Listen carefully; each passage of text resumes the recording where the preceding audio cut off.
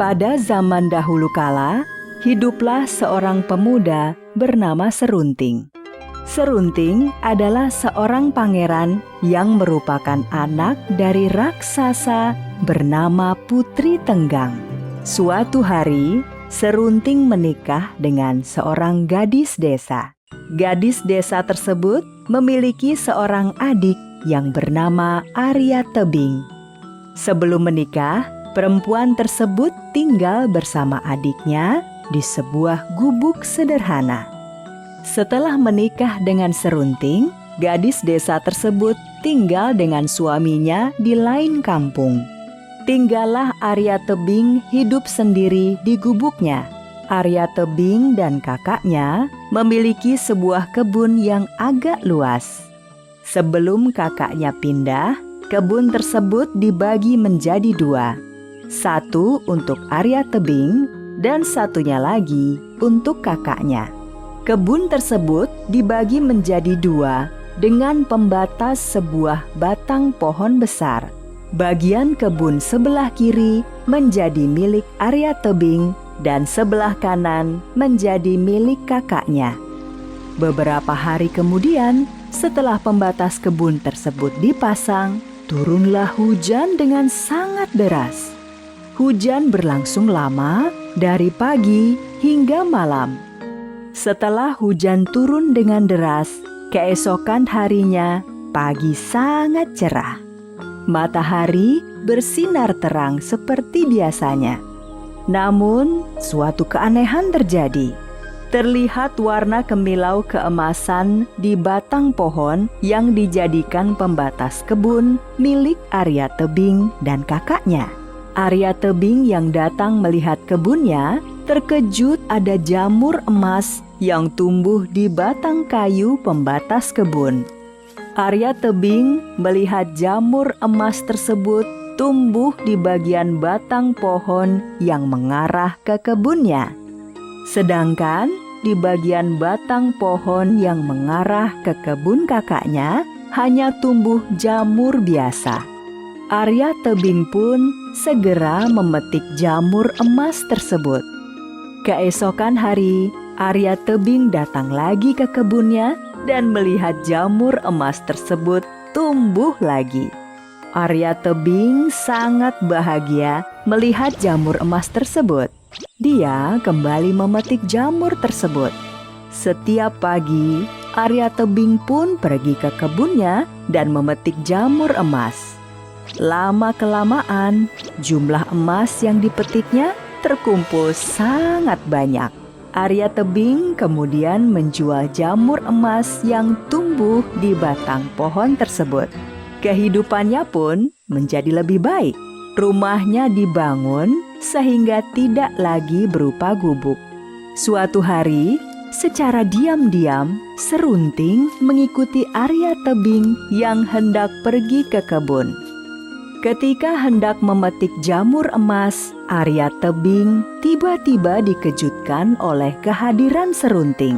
Hai Arya Tebing, ternyata selama ini kamu mencurangiku. Kenapa batang pohon pembatas ini kamu ubah posisinya? Apa maksud Kakanda?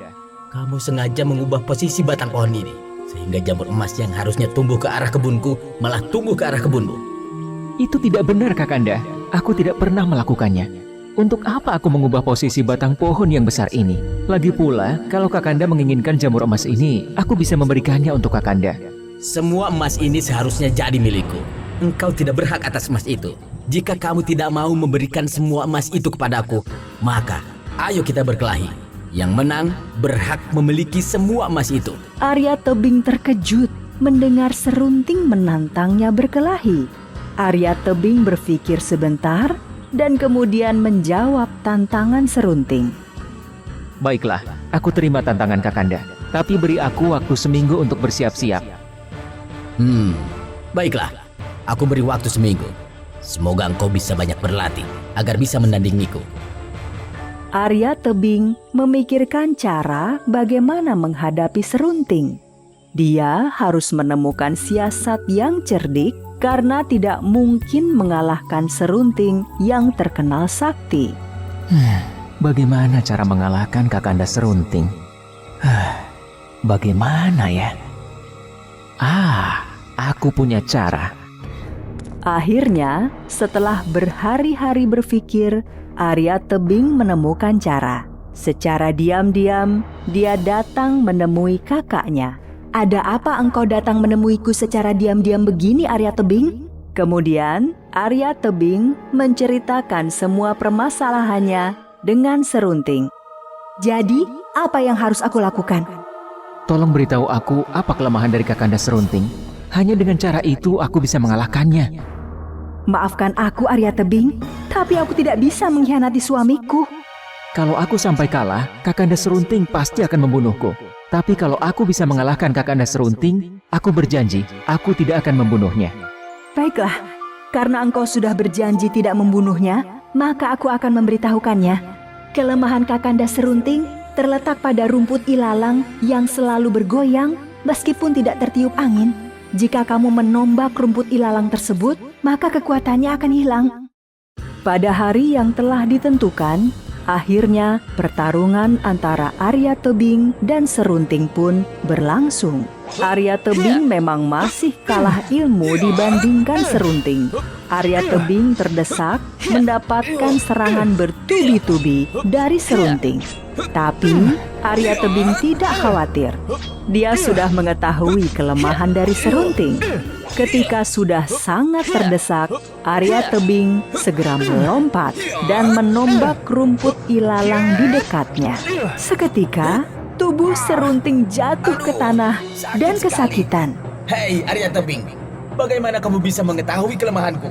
Arya Tebing hanya diam saja sambil menyaksikan Serunting menggelepar kesakitan.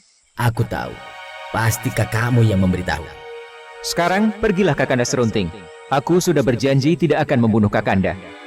Setelah kalah dari Arya Tebing, Serunting pun berjalan jauh meninggalkan kampung halamannya. Akhirnya, Serunting sampai di lereng Gunung Siguntang. Setelah kelelahan berjalan jauh, Serunting duduk beristirahat di bawah sebuah pohon. Tiba-tiba, Serunting mendengar suara memanggilnya. "Hai anak muda, maukah kamu mendapatkan kesaktian para dewa? Siapakah engkau? Aku Sang Hyang Mahameru. Kesaktian seperti apa yang hendak engkau berikan Sang Hyang Mahameru? Kamu harus bertapa di bawah rumpun bambu itu, sampai seluruh daun bambu tersebut menutupi tubuhmu. Apakah kamu sanggup?" Baik Sang Hyang Mahameru, aku sanggup melakukannya. Serunting pun segera bertapa di bawah rumpun bambu tersebut.